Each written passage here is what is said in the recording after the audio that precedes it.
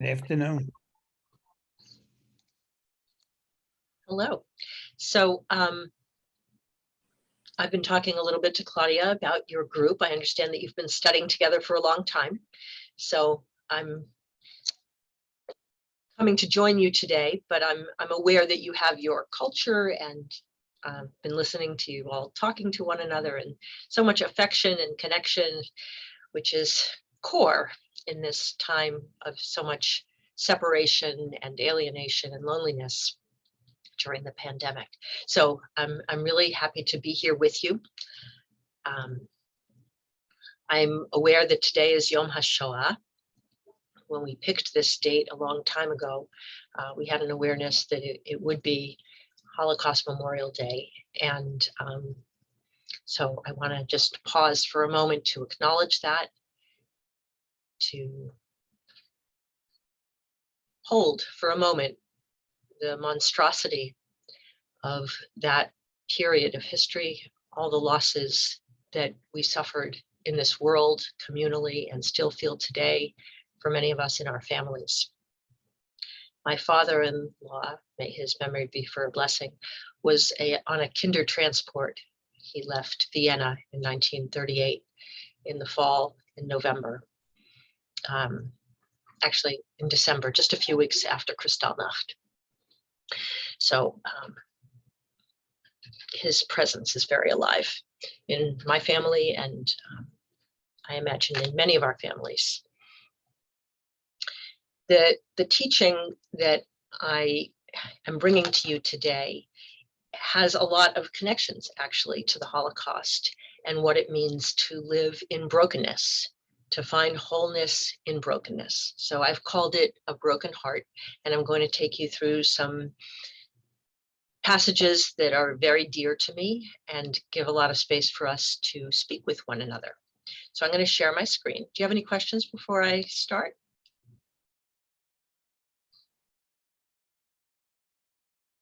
Okay, ready to roll?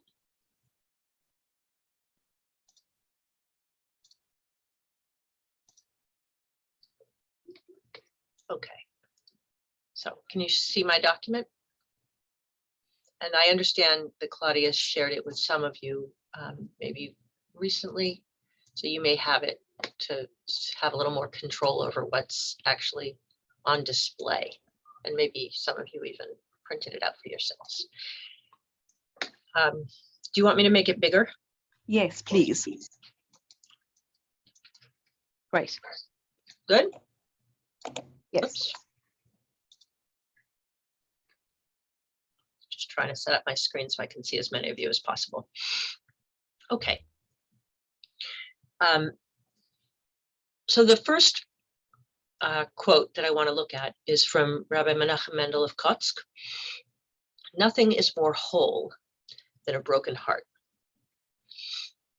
And where I'd like to begin with this, if this works for you, is for people just to put in the chat your first reaction to reading that quote, which you may be familiar with from before, or perhaps this is the first time that you've seen it. Nothing is more whole than a broken heart. What does that raise for you? Just some gut reactions in the chat if you're able. And if you prefer not, we can do it just out loud. We're a small enough group that we can do that.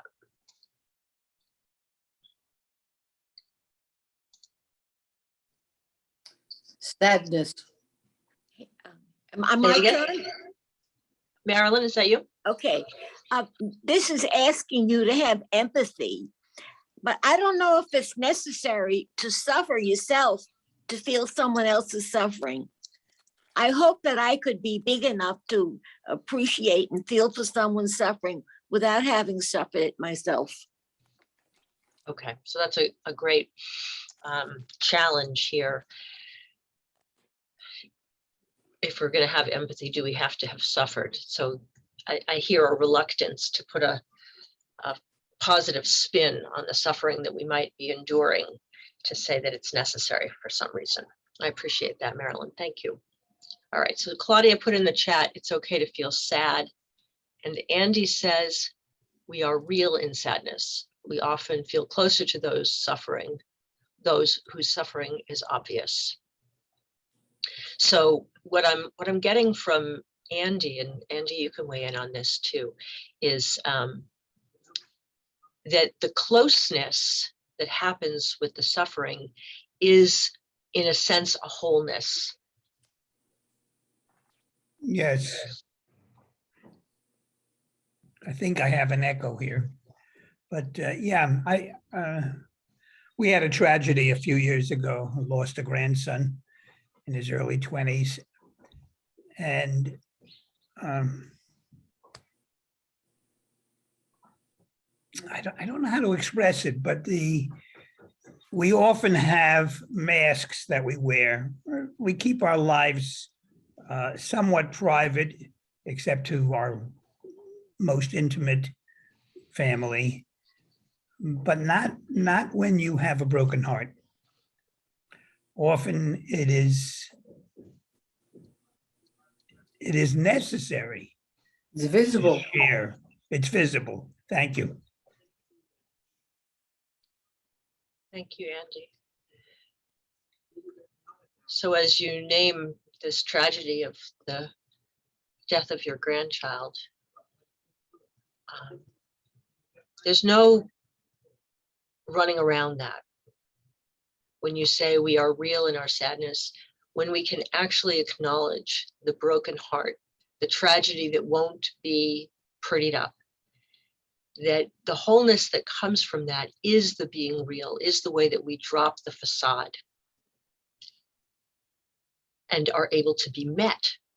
So it goes back to what Marilyn was saying about the connection. Oh, I can feel Not- that sadness for him or with him, with for the Andy. loss of a grandchild.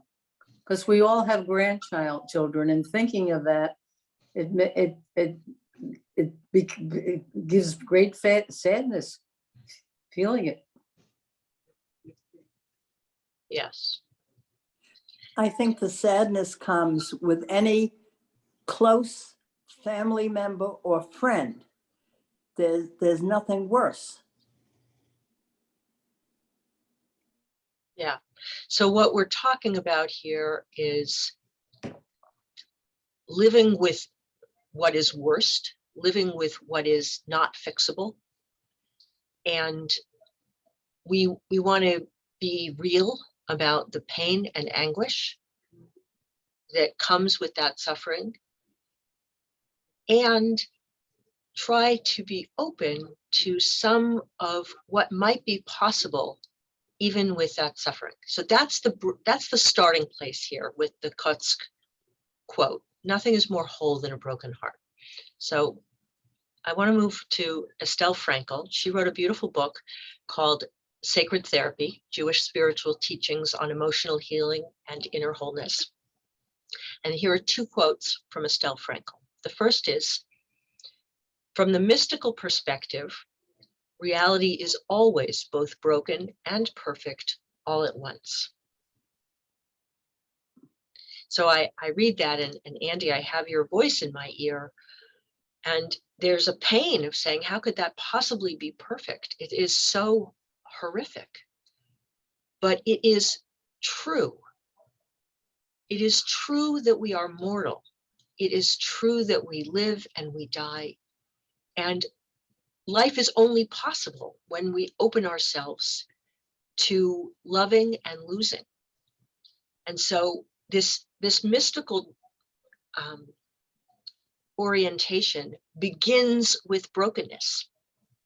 The Lurianic Kabbalah teaches that creation begins with tzimtzum, with God needing to contract God's self in order to make room for creation. And that there's a breaking of the vessels that happens in that. I'm going to read that second quote to you.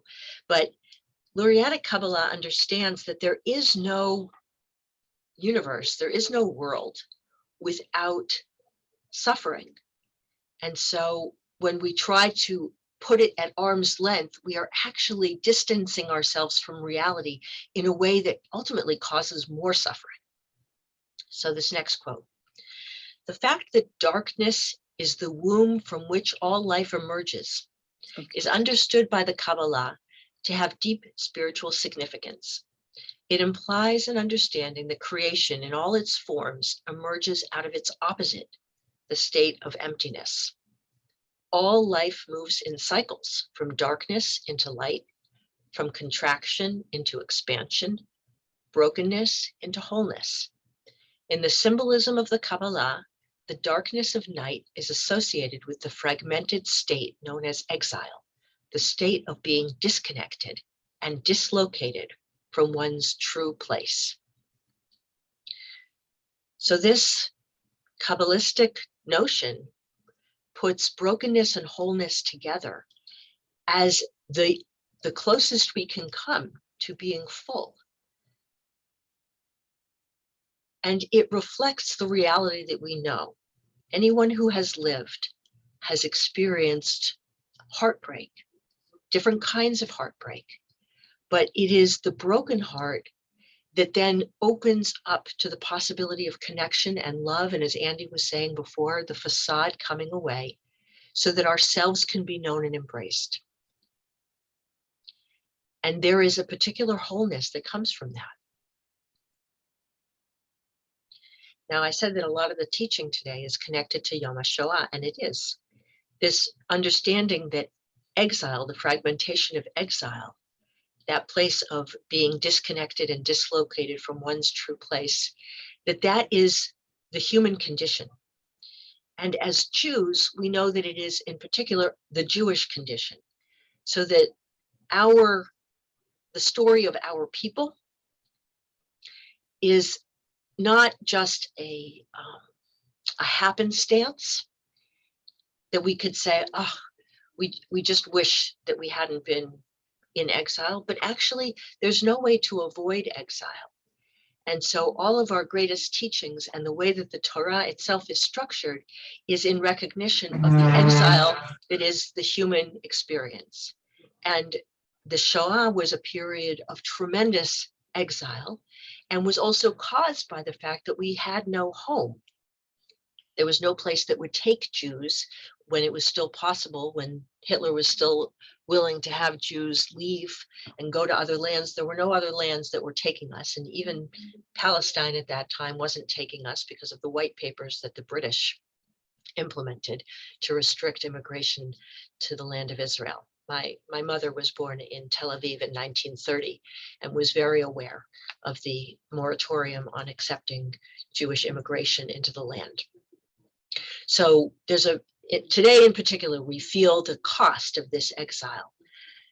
But exile has been part of our story from the very beginning. Even inside of the book of Genesis, there are moments of coming into exile. So when Abraham has to leave and go to Egypt, that's an internal journeying into exile, even in our earliest stories. And what my teaching today is trying to point us toward is the way that experience, that historical experience of exile and the existential experience of exile come together to equip us to live our lives. So let's keep going. In Psalm 137, we read, "By the rivers of Babylon, there we sat and wept as we thought of Zion. Al neharot Bavel, sham yashavnu, gam bachinu bezochrenu et Zion. There on the poplars we hung up our lyres, for our captors asked us there for songs, our tormentors for amusement. Sing us one of the songs of Zion. How can we sing a song of the Lord on alien soil? If I forget you, O Jerusalem, let my right hand wither. Let my tongue stick to my palate if I cease to think of you, if I do not keep Jerusalem in memory, even at my happiest hour. Remember, O Lord, against the Edomites the day of Jerusalem's fall, how they cried, strip her to her very foundations. Fair Babylon, you predator, a blessing on him who repays you in kind what you have inflicted on us, a blessing on him who seizes your babies and dashes them against the rocks." This psalm grounds us in the devastation. Verse 7, Verse 6, let my tongue stick to my palate if I cease to think of you, if I do not keep Jerusalem in memory, even at my happiest hour. So we're often given messages that if something is weighing on us, keep it to yourself. The American orientation towards put on a happy face. This verse is saying the opposite. It's saying, even at the happiest hour, integrate the sadness, integrate the exile, integrate the brokenness. Don't abandon people who are steeped in the anguish of this world, because there is a truth there, and it is in keeping it together, in keeping that exile and the happiest hour together, the devastation of Jerusalem, even in my happiest hour. So at a wedding, we break a glass, we remember the brokenness. And there is a training of the soul for integrating the brokenness that moves us in a direction of meaningful living. That's what this teaching is. How do we sing a song of the Lord on alien soil? Part of it is that we have to remember the tragedy even in our happiest hour. But then the other part is that even in our tragedy, we have to learn how to sing. We can't give up on singing, on being alive, because we have only one life and this is it. So we have to live in the paradox of having both. And ultimately where it leads us is to this miracle of being sustained even in exile. And our people knows this more than anyone. How astonishing that we are still here, that for thousands of years we have continued, precariously perhaps at times, but nevertheless we're here. I'm just so aware looking at your faces. We are here. We've been all over the world. We've bumped through many places and suffered adversity, but the wholeness of the broken heart is that by holding on to the truth of the complexity of human existence, we can persevere. And we do. Does anybody want to weigh in before I move on to our next text?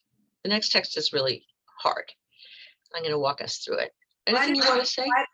Why did you call it fair Babylon? Didn't he say fair? Yeah. Well, fair Babylon, you predator. So it's mocking. Okay. Yeah, great question. Anyone else?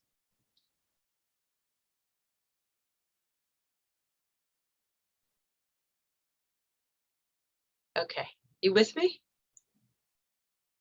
Okay. I guess I do want to say something. Sure.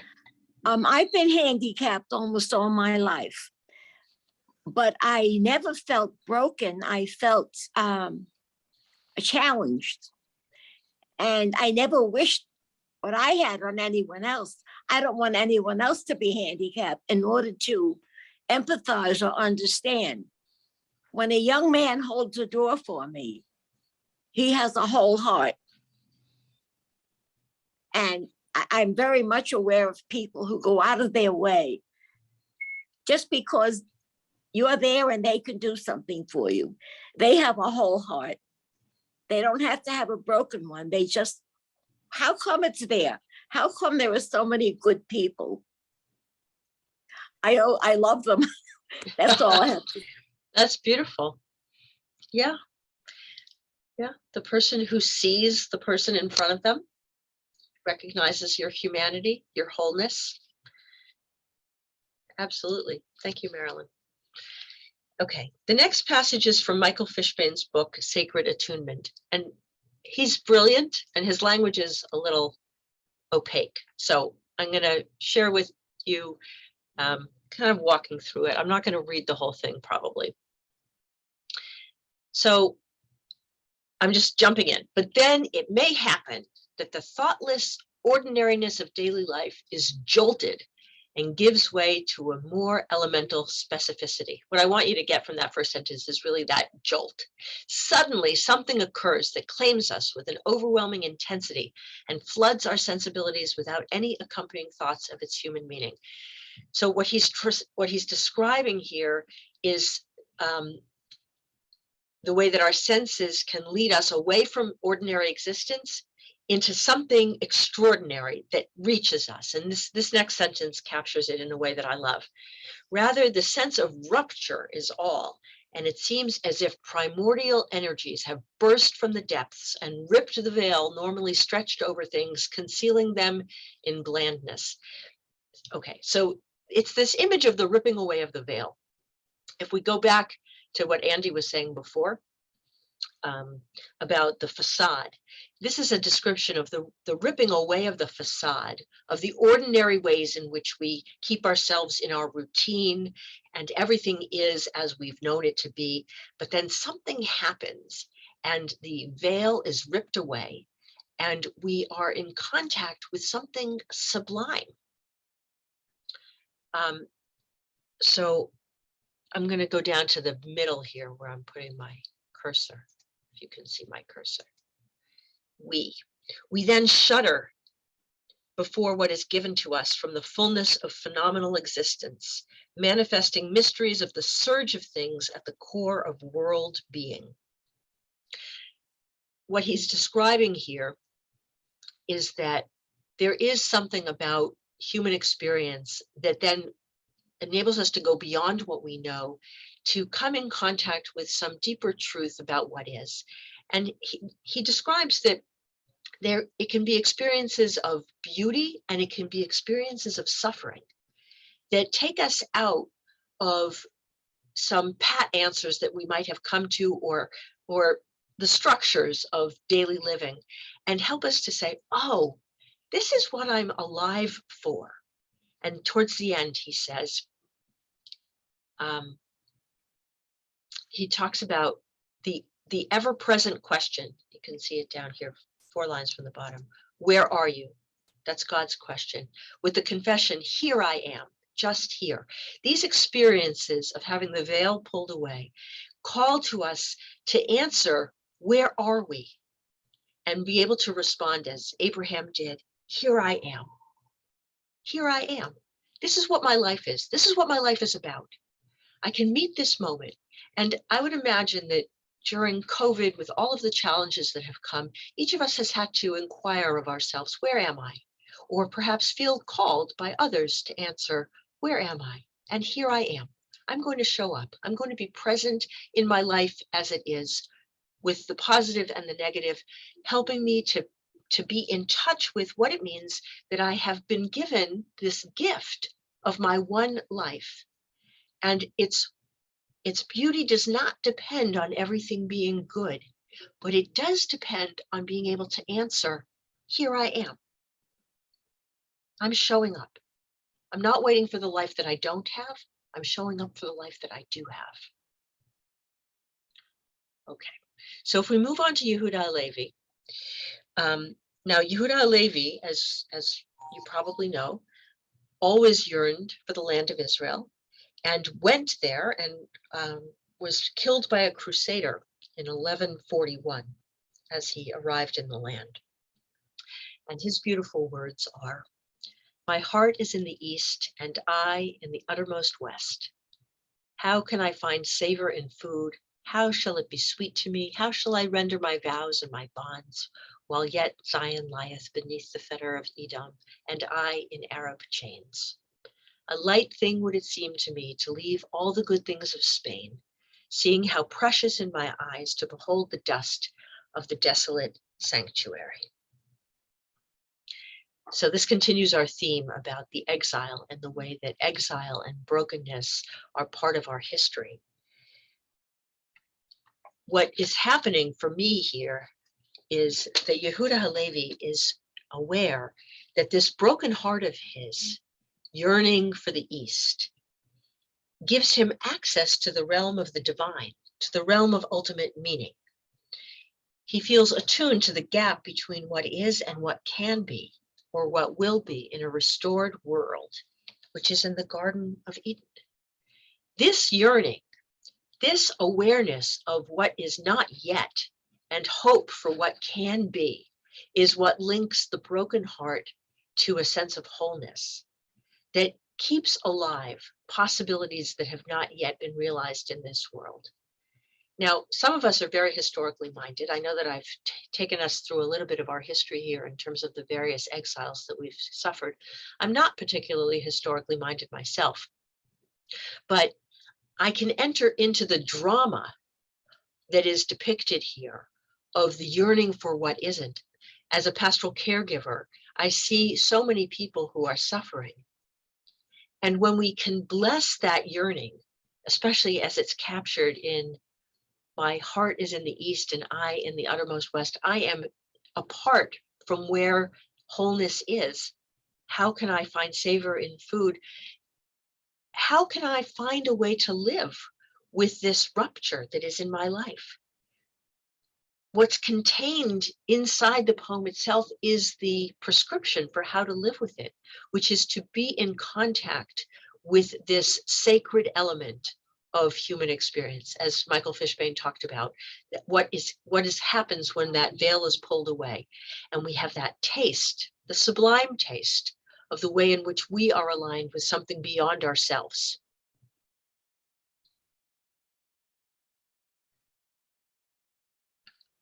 Okay, so in the Babylonian Talmud, in the Masechet Megillah, we discover that this experience that I've been describing, the rabbi said, this isn't just the human experience. This passage from the Talmud is so radical. Judy, you don't have the sources?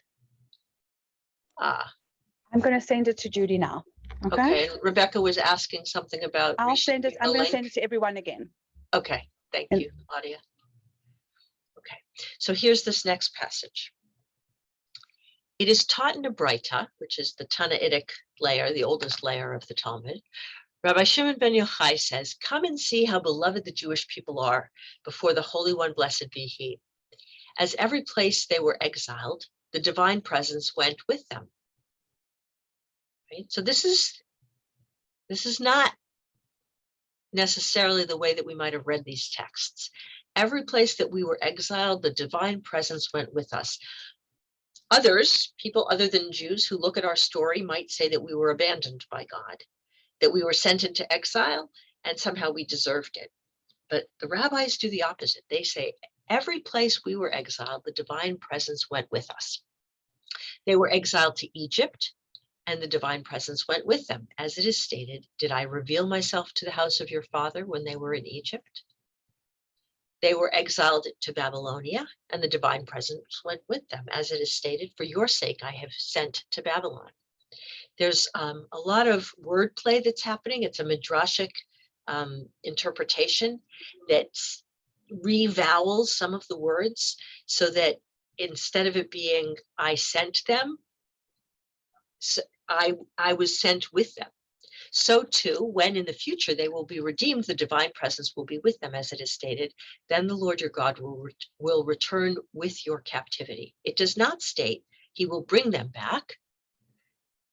He will cause the Jewish people to return, but rather he will return. So it's not Heshiv, but Shav. So God will return with us. What I love about this is that not only is this exile the human condition, but God's love for us is in God coming into the exile, and really from a Kabbalistic perspective, God being diminished in the ways that we are. So we can get very tripped up in talking about somehow a perfect God, and we can talk about the philosophical roots that oriented us towards seeing God as perfect. The Talmud is not depicting that kind of a God. The Talmud is depicting a God who suffers along with us. We might say that Christians have a corner on the market of the suffering God. But what you see here is a God who goes into exile, who chooses closeness with us as a way of fostering our well-being, because it's from that place of connection that God's abundance is most available to us. And there's streams within Judaism, some that are focused on God's transcendence, and some, like Rabbi Akiva, focused on God's immanence. This is a passage that is focused on God's immanence. The Shekhinah, God's indwelling presence, comes with us wherever we go. So when we have a broken heart, the wholeness of letting God in to be with us, the crying out, which is a practice of prayer, that is how we experience a wholeness even in that brokenness. Any questions, thoughts? Why does an all-powerful God, why did he allow us to be exiled in the first place? So He went with them, but why did it happen to begin with? So that is the question about why bad things happen. And today on Yom HaShoah in particular, we have to honor that the question is far more important than any answer that I'm going to give you. So I just have to start with that. I'll give you some responses, but the bottom line is the exile, the suffering, the murder is real. And it characterizes the world that we live in. And we want to have a relationship with God. I think many, if not all of us, want to have a relationship with God. And having a relationship with the divine in a post-Holocaust world, in a post-rupture world, is hard work. And I don't believe that we are finished. I think we are still struggling. I think that a lot of the challenges that we have in terms of Jewish continuity is because there's a lot of work that goes into responding to the question that Joan has just asked. So one stream inside of Judaism says that exile happens as punishment. For many of us, that's inadequate. There couldn't possibly have been anything that we did that would cause us to deserve this. So many of us reject punishment, but it still is a theme within our tradition. Now, you said, why would an all-powerful God cause us to go into exile? Another response is that God is powerful, but perhaps not all-powerful. And so someone like Harold Kushner, whose son died of progeria, and Harold Kushner's son, Aaron, was a year ahead of me in grade school. So I grew up with the awareness of what progeria, which is the illness that Aaron lived with, what it means to have a child suffering. And Harold Kushner's book, When Bad Things Happen to Good People, he says that the only way to deal with this question is to say that God is not all powerful. And that is also a strain within Judaism. The way that I would tweak that is that God is powerful, but perhaps not in the ways that our minds would want God to be powerful. And so dealing with a God who goes into exile is that paradoxical piece of a God who is real and with whom mysterious and glorious things can happen, and yet tragic and horrific things can also happen.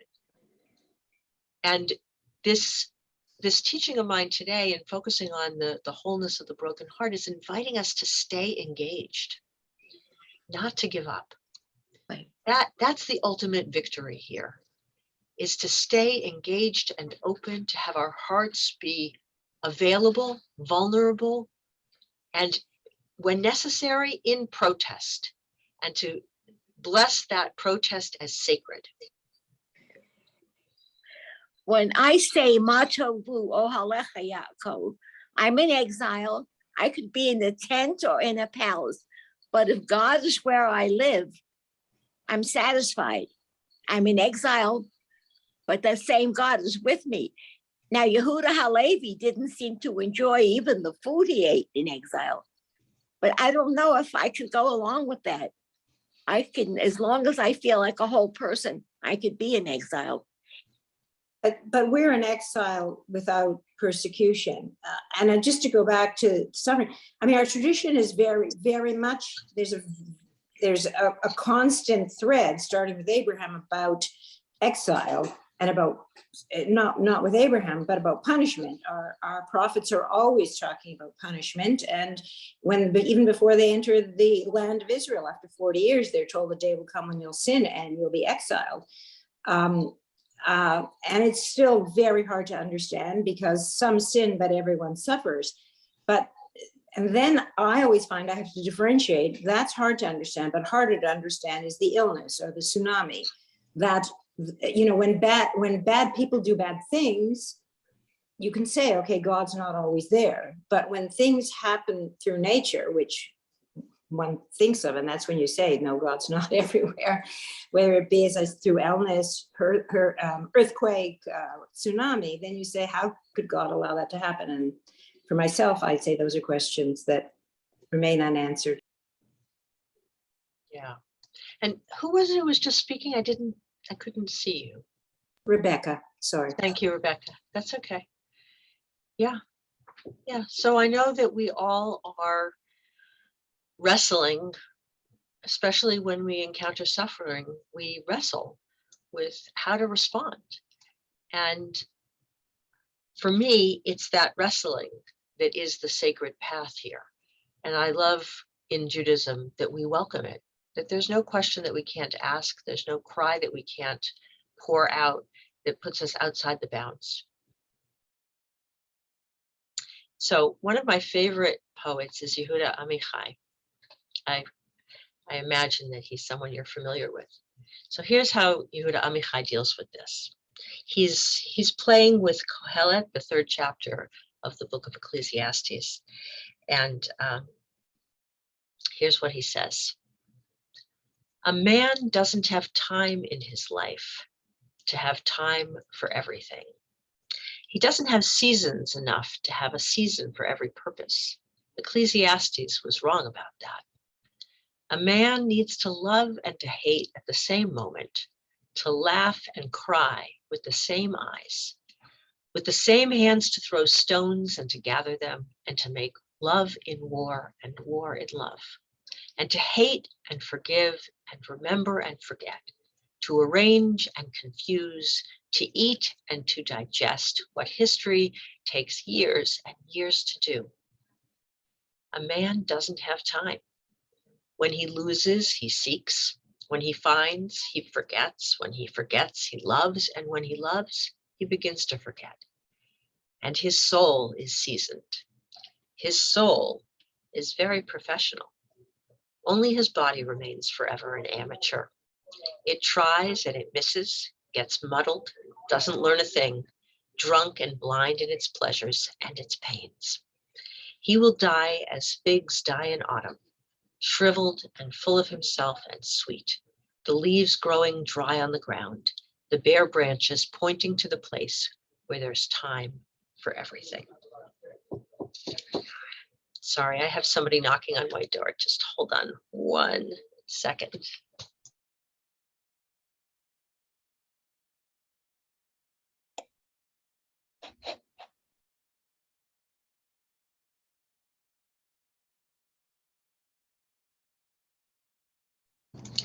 Sorry about that. Okay, so I'm wondering if Was you have any. Was that the Shekhinah knocking? Yes. So just to honor Yehuda Amichai, he was born in Warburg, Germany in 1924. Another link to our Yom HaShoah Day, and thank God he got to Israel, or land of Israel, early enough that he was spared. Any reactions to this poem? Marilyn, you are muted. I think you're speaking. Marilyn, you're on mute. Marilyn?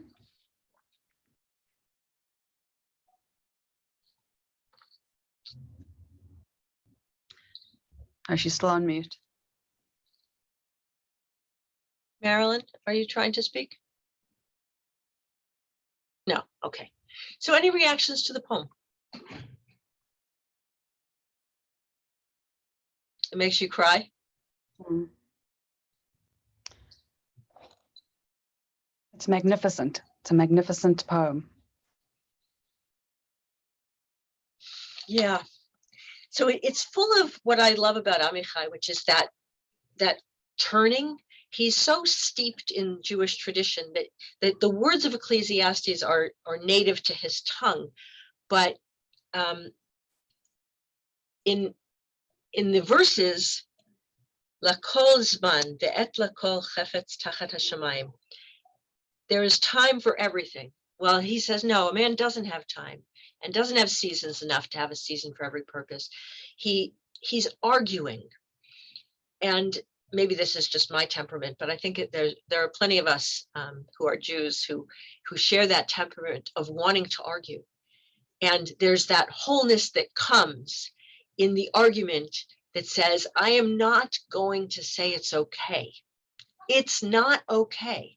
And I think this goes back to what Rebecca was saying before in the challenges of what do we do with the tsunami? What do we do with the destruction? Can we possibly say that this is okay? And Amichai is saying, no, it's not.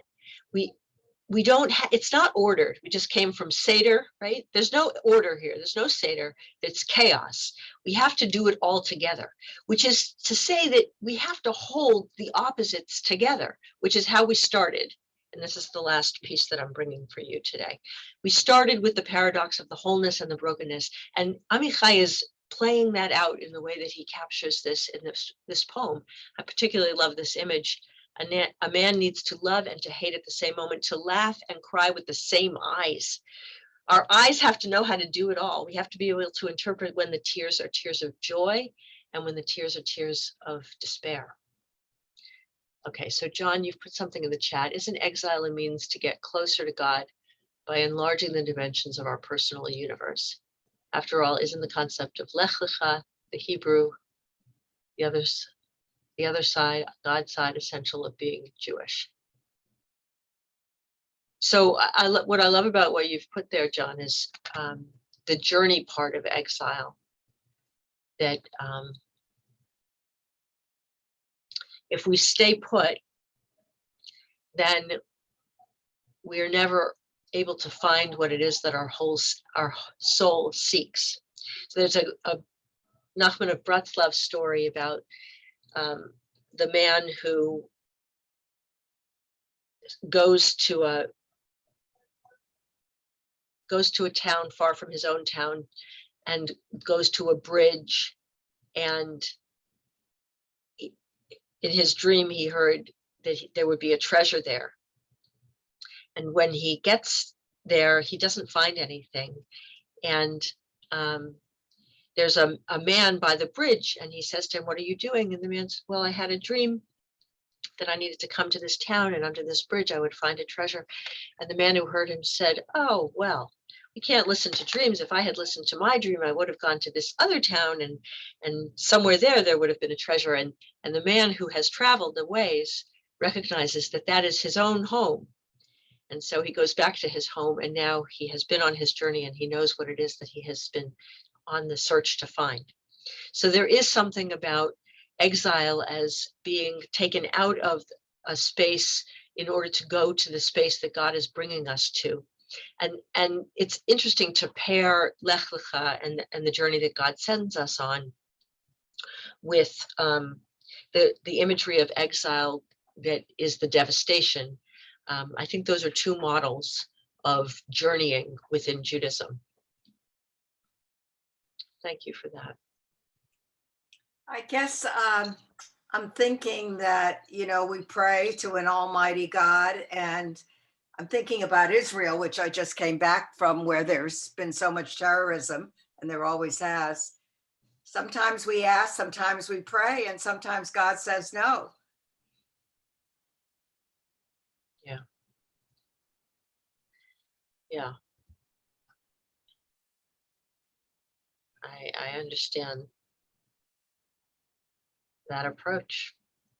And whenever there's an uptick in terrorism and killing in Israel, my heart breaks in a particular way. That even though as a people we now have a place that is a welcoming home for all of us who are Jewish, and a place that our soul, many of us, yearns for, that even in that place there continues to be anguish. And that is a perpetual reality that we live with. We're certainly not able to see a clear path towards a fuller peace, but we pray for it. We don't let go of that dream. And I think that's really where Yehuda Halevi is coming from in his poem. The palpable quality of yearning for that place, and the fact that he was able to uproot himself and go to the land and make that a reality has pushed us from ever giving up and saying that just because it's not possible here now, it will never be possible. So Herzl's words, Im tirtzu ein zo agada, if you will it, it is no dream, or it's not just a story we tell, but it's a possibility. And the way that that helps us to encounter the wholeness that is lurking even in the despair.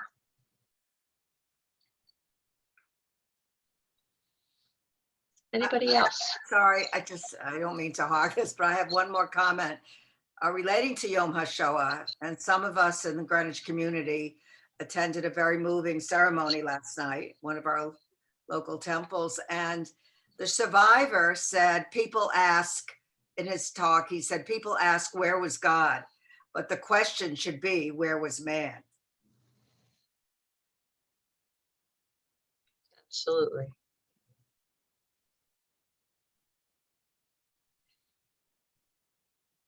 That is true. Maybe the question is both.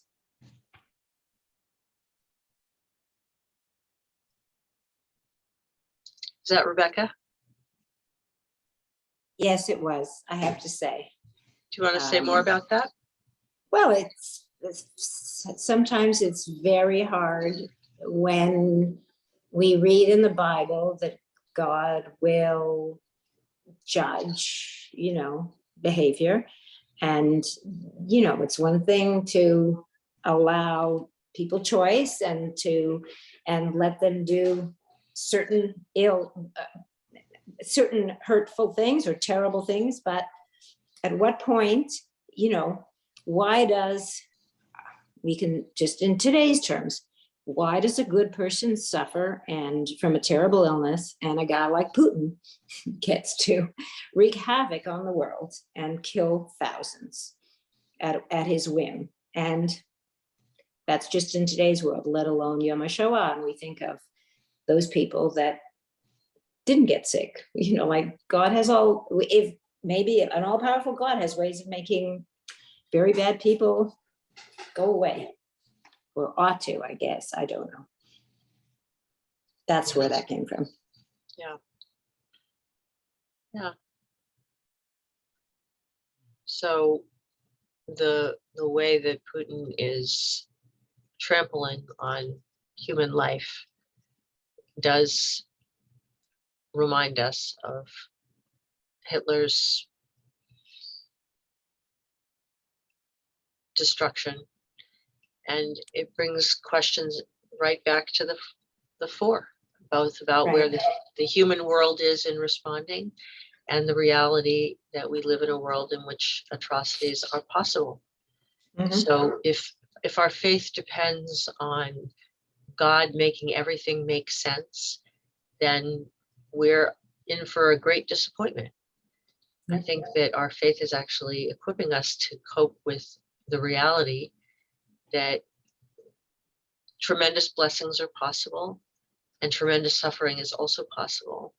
Mhm. And somehow we have to cope with the reality in front of us by being real about the brokenness and fostering resilience and responses that enable this world to be better in whatever ways we can be part of, and not to get so tired that we give up.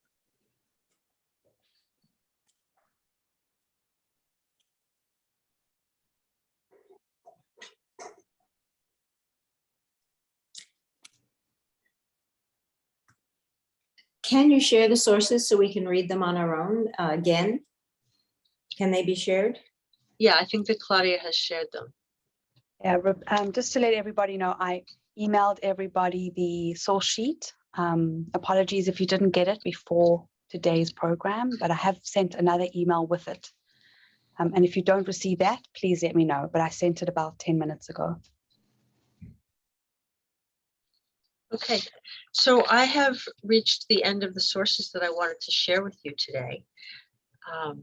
And I'm happy to continue being in dialogue. If there's anything in what I've shared with you that you're interested in pursuing further, or thoughts, questions, reflections, I welcome them. Michelle, I have a question for you. Sure. In the work that you do you ever get asked by people who are really suffering, why me, and how, you know? Yeah.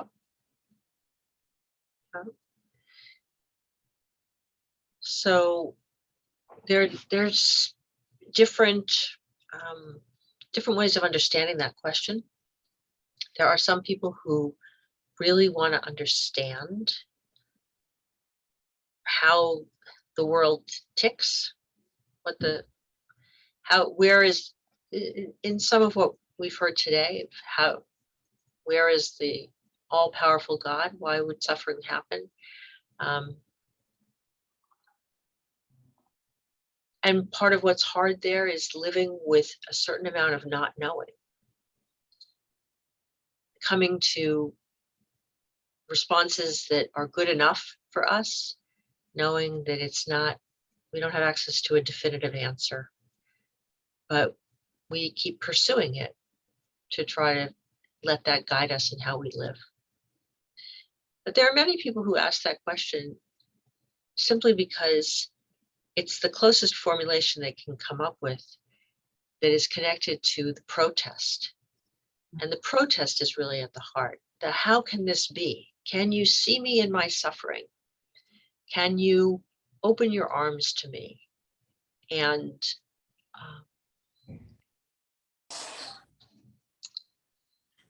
for those people, giving an answer that comes out of some rational mode is a huge miss, because any answer is a kind of excuse, is a patching up of the reality that has caused the question in the first place. So Andy, you started us off today very Yes. powerfully and groundedly in talking about your grandchild. And when you're face to face with the loss of a grandchild, there's no answer to the question why that is going to be sufficient.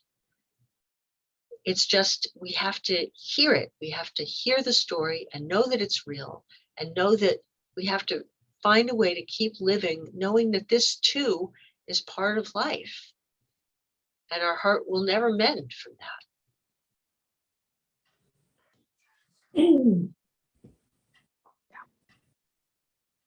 Yeah. Michal, when you say, where is man?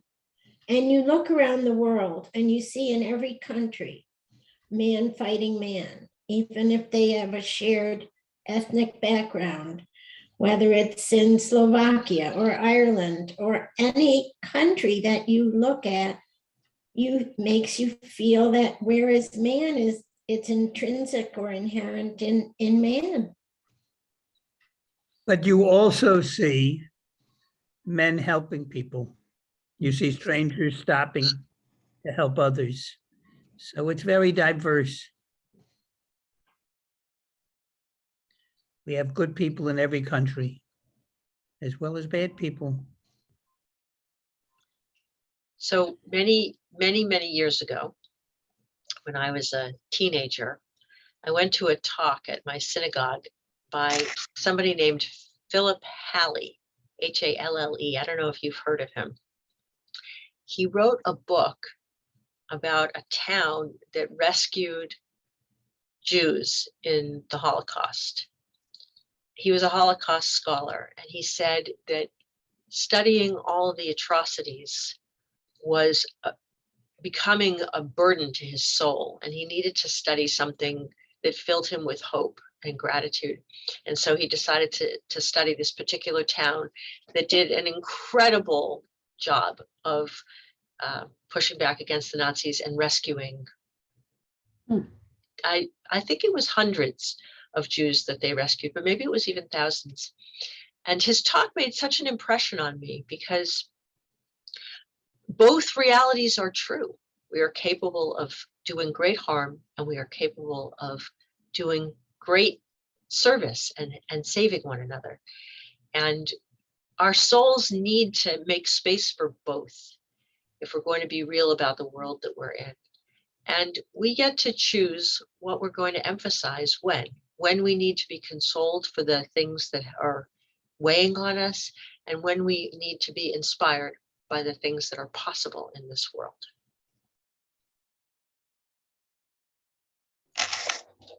I don't know, Haley, but there is a book about what small towns in Italy did that I was given last year, and amazing. The Nazis would come by, where are your Jews? We don't have any Jews. We don't have any. And hundreds were saved. They would tell, the towns would pass by word of mouth, the Nazis are coming, send them up to the woods, send them in the forest, put them in the barn. And thousands of people were saved. Yeah, that's beautiful. Thank you.